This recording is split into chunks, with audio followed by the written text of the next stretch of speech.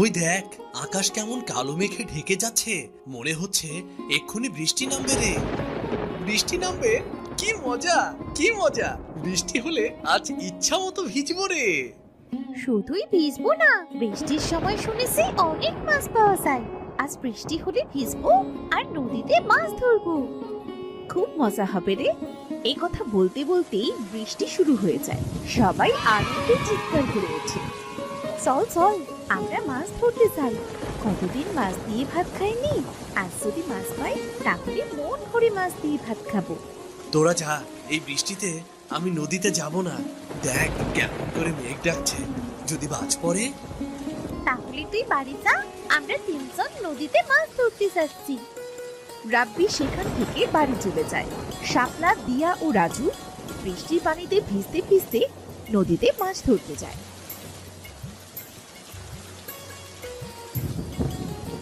তারা অনেকগুলো মাছ পায়, সেগুলো নিয়ে যে যার বাড়ি ফিরে যায়। মা, তুমি এখানে বসে কি এত ভাবছো? এতক্ষণে তোদের ফেরার সময় হলো। রাগ করো না মা, বৃষ্টি হলে তো নদীতে মাছ ভেসে বেড়ায় মা। অনেকদিন তো আমরা মাছ খাই না, তাই নদীতে মাছ ধরতে গিয়েছিলাম। দেখো না মা, কতগুলো মাছ এনেছি। মা, মাছগুলো ঝোল করবে। বৃষ্টির দিনে মাছ ঝোল দিয়ে ভাত খাবার মজাই আলাদা। ঠিক আছে, তোরা তাড়াতাড়ি জামা কাপড় পাল্টে নে, না হলে সে আবার ঠান্ডা লেগে যাবে। রাজু আর দিয়া কাপড় বদলে ঘরে গিয়ে দেখে তাদের ঘরে পানি পড়ছে। তোর বাবাকে কত করে বললাম এবার সালটা সারাও, বৃষ্টির দিনে ঘরে থাকাই যায় না, কিন্তু সে তো পেরে উঠলো না। আচ্ছা, আমি মাছগুলো কেটে রান্না করে নিই। মোহিনী মাছ কেটে রান্না করে।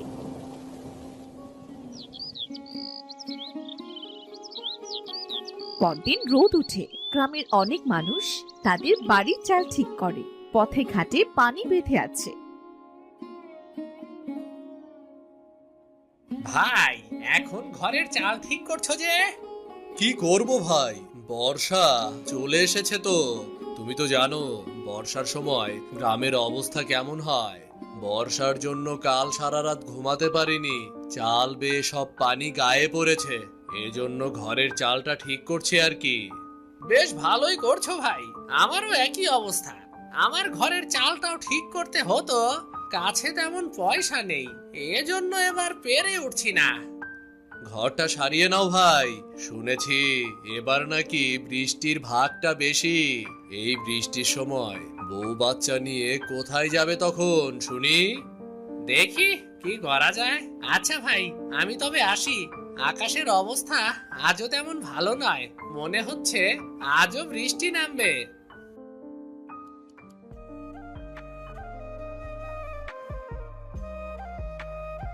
বলি, ও মহেশ ভাই, মাঠে তো সব কাদা, তা গরু নিয়ে যাচ্ছ কোথায় তবে? মাঠে যাচ্ছি ভাবি, যেখানে একটু শুকনো পাবো সেখানে একটু গরুটাকে খাইয়ে আনতে যাচ্ছি। বাড়িতে গরুর খাবারের বড্ড অভাব গো। আচ্ছা, আমি আসি তবে। এই বলে মহেশ গরু নিয়ে সেখান থেকে মাঠে চলে যায়। অন্যদিকে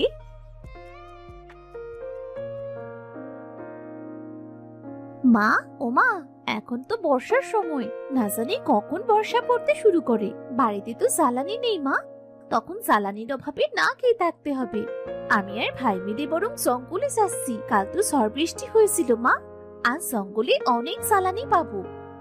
আকাশের অবস্থা তো তেমন ভালো নয় রে, এই অবস্থায় তোদের জঙ্গলে যেতে হবে না।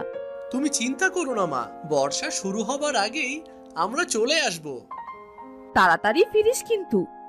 দিয়া আর রাজু তাদের মায়ের কাছ থেকে বিদায় নিয়ে জঙ্গলের উদ্দেশ্যে বেরিয়ে পড়ে। তারা হাঁটতে হাঁটতে একসময় জঙ্গলের অনেক গভীরে চলে আসে। দিদি, এখানে অনেক জ্বালানি হয়েছে, চলো একটু কুড়াই আমরা। ঠিক আছে ভাই। দিয়া আর রাজু জঙ্গলের ভেতর থেকে জ্বালানি কুড়াতে থাকে। হঠাৎ চারদিক অন্ধকার হয়ে আসে, আকাশ কালো মেঘে ঢেকে যায়। ভাই, আকাশ তো কালো মেঘে ছেয়ে গিয়েছে, মনে হচ্ছে এক্ষুনি কালবৈশাখী ঝড় উঠবে। দিদি, তাড়াতাড়ি বাড়ি চলো, আমার খুব ভয় করছে তো। ভয় পাস না ভাই, আমি আছি তো। দিদি, ওই দেখো আকাশে কেমন বজ্রপাত হচ্ছে। চল ভাই, যে জ্বালানিগুলো কুড়িয়েছি তাই দিয়ে 2-3 দিন চলে যাবে। ঝড় ওঠার আগে আমরা বাড়ি চলে যাই, চল। এই বলে রাজু আর দিয়া জ্বালানি নিয়ে জঙ্গল থেকে বাড়ি ফিরে আসে।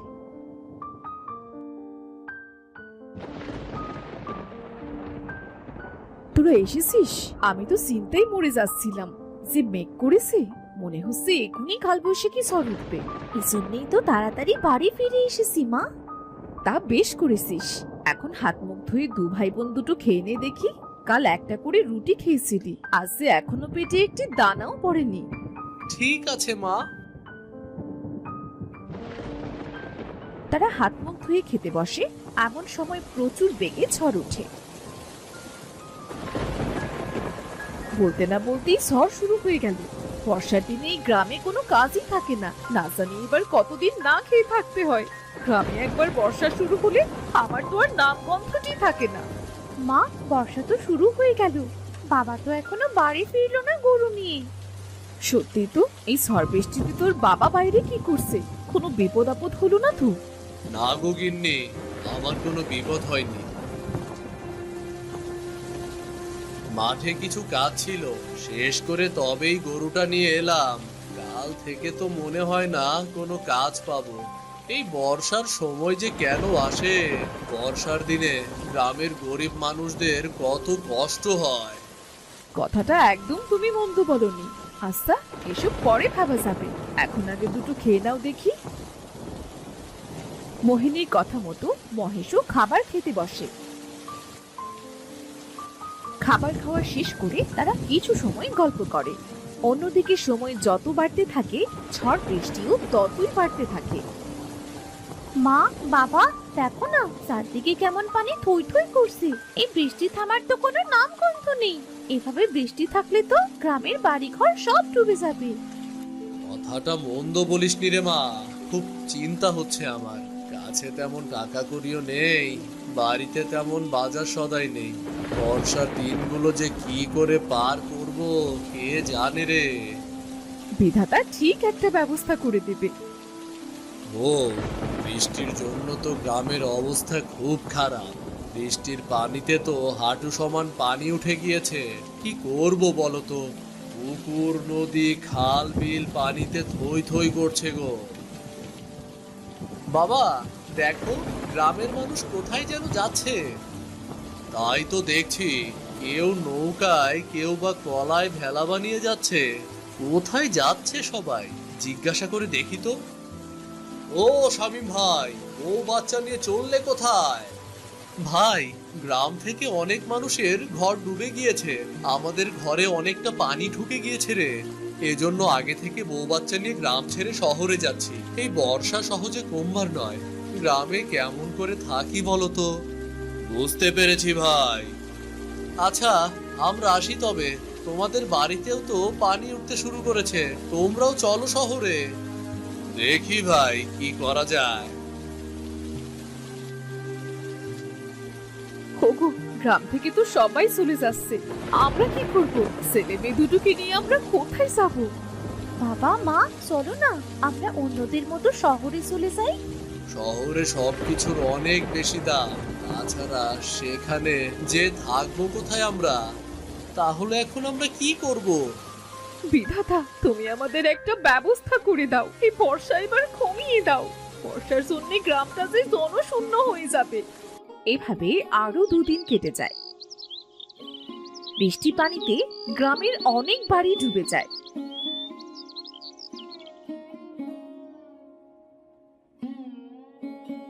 আজ বর্ষাটা কম হয়েছে। বলি বউ, বাড়িতে শুকনো খাবার আর কতগুলো আছে গো? আজ যে কোনো খাবার নেই, ছেলে মেয়ে দুটো ক্ষুধায় ছটফট করছে। কি করব কিছু বুঝতে পারছি না। এই অবস্থায় তো কোথাও খাবার পাবো না, কি যে করি। আমি বলি কি, তুমি একবার জমিদার মশাইয়ের কাছে যাও, দেখো না উনি কি করে। জমিদার মশাই যে কিপটে, সে কি আমাদের সাহায্য করবে? চেষ্টা করে দেখোই না। এত করে যখন বলছো, তখন যেই দেখি কি করা যায়। বউ, এই কলার খেলা করেই আমি জমিদার বাড়ি যাচ্ছি। বাবা, আমিও যাবো তোমার সাথে। তোকে যেতে হবে না মা, কখন আবার বর্ষা শুরু হয় কে জানে। বাবা, তোমার সাথে যাই না, দেখো চারিদিকে কত পানি। আমার খুব দেখতে ইচ্ছে করছে বাবা। ঠিক আছে, চল। মহেশ দিয়াকে নিয়ে ভেলায় করে জমিদারের বাড়িতে যায়।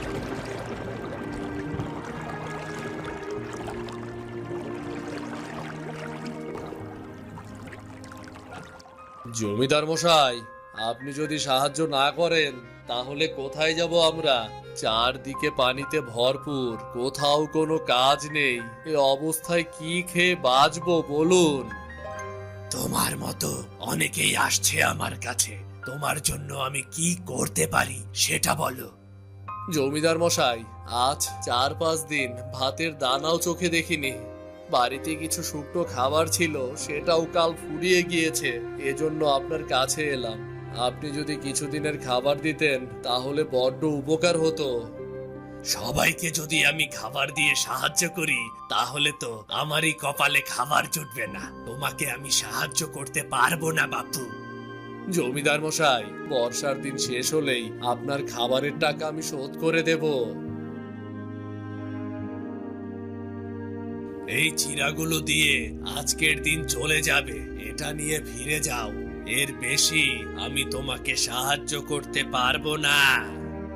মহেশ আর কিছু না বলে জমিদারের দেওয়া চিরা নিয়ে বাড়ির পথে রওনা হয়। মহেশ আর দিয়া যখন বাড়ি ফিরছিল তখন তারা একটা বুড়িকে পানিতে ডুবে থাকতে দেখতে পায়।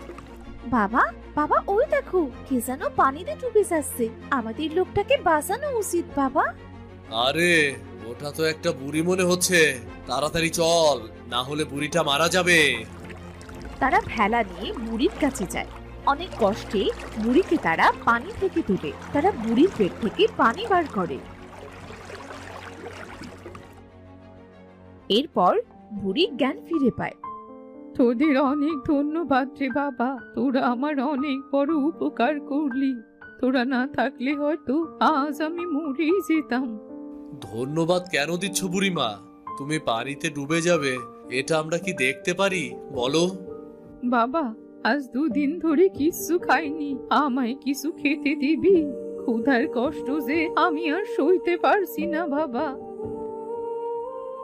ঠাকুমা, আমরাও যে না খেয়ে আসি সেজন্য জমিদার মশাইয়ের কাছে গিয়েছিলাম, কিন্তু জমিদার মশাই কটা চিড়ে দিয়ে আমাদের পাঠিয়ে দিল। আমাদের কাছে সেই চিড়েটুকুই আছে। তুমি কি চিড়ে খাবে? আমার ওই চিড়ে দিয়েই চলবে রে মেয়ে। এই নাও বুড়িমা, চিরাগুলো বরং তুমিই খাও তবে। মহেশের হাত থেকে চিড়াগুলো দেখে বুড়ি খপ করে সেগুলো নিয়ে খেতে শুরু করে। ঠাকুমা, ঠাকুমা, আস্তে খাও, তোমার গলায় বেঁধে যাবে তো। আমার কিচ্ছু হবে না রে মেয়ে। বুড়ি চিড়েগুলো খাওয়া শেষ হতেই বুড়ি একটা পরীতে পরিণত হয়। এ কি, কে আপনি? বুড়ি থেকে এমন সুন্দরী হলেন কেমন করে? আপনি যেই হন না কেন আমাদের ছেড়ে দিন, আমাদের কিন্তু মারবেন না। ভয় পেও না তোমরা, আমি পড়ি। তোমরা আমায় সাহায্য করেছো, আমি তোমাদের কি করে ক্ষতি করি বলো তো? আপনি পড়ি? আমি শুনেছি পরীরা নাকি খুব ভালো হয়, তবে আপনি অমন বুড়ি সেজেছিলেন কেন? আমি সব বলছি, আগে তোমরা ভেলা থেকে নেমে ওখানে চলো। দেখো, ওখানে কোনো পানি নেই। ঠিক আছে। শোনো, আমি আর আমার সাথী পৃথিবীতে খেলা করছিলাম, তখন এক জাদুকর আমায় দেখে ফেলে আর সে আমাদের তাড়া করতে শুরু করে। অনেক কষ্টে জাদুকরের চোখে দিয়ে আমি এই গ্রামে এসে পড়ি। এসে দেখি এই গ্রামে এখন বর্ষার দিন, খুব খারাপ অবস্থা। তারপর কি হলো? তারপর আমি পরিরাজ্যে ফিরে যাবার জন্য রওনা